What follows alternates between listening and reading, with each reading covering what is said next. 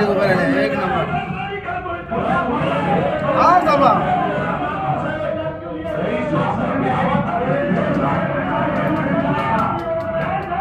एक नंबर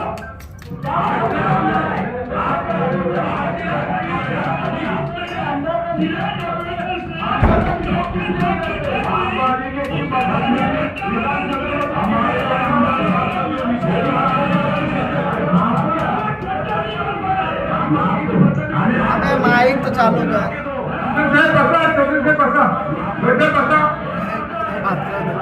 आवाज नहीं आ रहा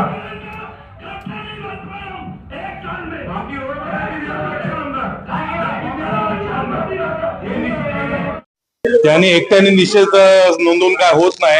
ज्याच्या ज्या पक्षाचा जो अजेंडा असतो तो पुढे घेऊन जातो.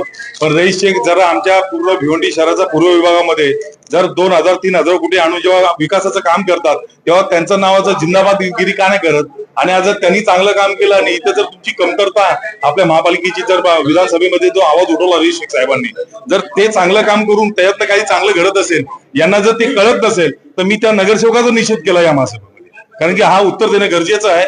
जो तो उठेल आणि कुठलाही माणूस उठेल आणि जर आपल्या लोकप्रतिनिधीचा असा अपमान करेल तर हा नगरसेवक आमच्या पक्षाच्या वतीने आम्ही कदापि सहन करणार नाही. आम्ही केलेल्या त्या नगरसेवकाचा निषेध केलाय आणि आमदारांनी जे केलेलं काम आहे त्याच नगरसेवकांनी अर्धा एक तासानंतर सांगितलं स्वतःच्या या मिनिट्स मध्ये आहे त्याच नगरसेवकांनी सांगितलं दोन्ही आमदार चांगले काम करतात. याचा अर्थ काय म्हणजे तुम्ही माहिती घेत नाही तोंडामध्ये येईल ते त्याचा निषेध करतात. जेव्हा विकास केला त्या टायमाला विकासाची गोष्ट करू आणि जेव्हा विनाश काय होईल त्या दिवशी आम्ही विनाशाची गोष्ट करू. पण आज विकास झालाय म्हणून आमचा विकास पुरुष सक्षम आहे.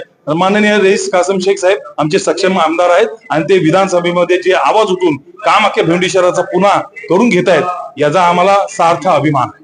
बघा या पावसाळी अधिवेशनामध्ये आमदार रईस शेख साहेबांनी एक खूपच चुकीची माहिती आपल्या महानगरपालिकेच्या बजेट संदर्भात सादर केली प्रस्तुत केली. त्यांनी सांगितलं का आपला जो बजेट आहे तो जवळजवळ 1100 कोटीचा आहे जो फुगीर दाखवलेला आहे.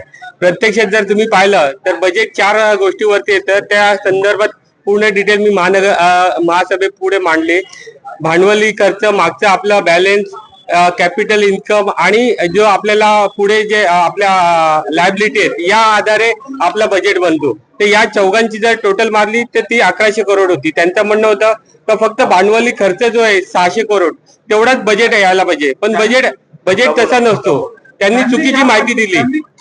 त्यांनी जो कॅगचा विषय मांडला, आपला जो भिवंडी महानगरपालिकेचा ऑडिट होतो तो दरवर्षी सेंट्रल गव्हर्नमेंट आणि स्टेट गव्हर्नमेंट कडून होतो आणि त्या आधारे आपल्याला 15व्या वित्त आयोगामार्फत या वर्षी 156 कोटी आलेले आहेत. जर त्यामध्ये काही अनियमितता असती तर तो जो निधी आहे तो आपल्याला 15 वित्त आयोगामार्फत आला नसता. त्यांनी भिवंडी महानगरपालिकेला जो निवडून आलेले नगरसेवक आहेत 90 नगरसेवकांनी जवळजवळ 8 तास चर्चा करून आपला बजेट मान्य केलेला आणि बजेट आपल्या महासभेमध्ये तो मान्य झालेला होता. 8 तास त्याच्यावरती चर्चा होऊन तो निवडून आलेल्या नगरसेवकांनी जो बजेट मांडला त्याला त्यांनी खोटं पाडण्याचा त्यांनी प्रयत्न केला. म्हणून मी त्यांचा निषेध केलेला आहे.